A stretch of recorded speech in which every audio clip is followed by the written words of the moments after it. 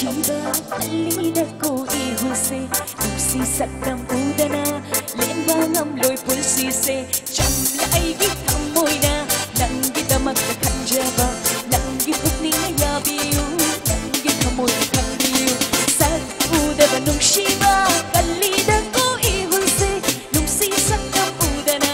Lenba ngam loy pulsi se Chamla ay githam moina Langgi damak na kanjaba na kandiyo Dushidu de lang se tamoy sing na Dushidu de tamoy sing na Dushidu de lang se tamoy sing na Dushidu de tamoy sing na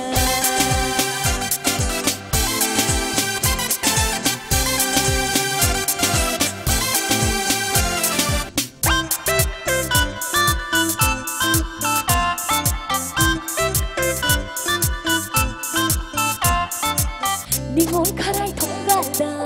Bakang kong loy hulaki Amuk tang di thuk laku Buk men to men na chevi Yawa kong janong siva Hai di mak hai pak java Nang di ay git hawai ni Nung shi na matak hiro Ningon karay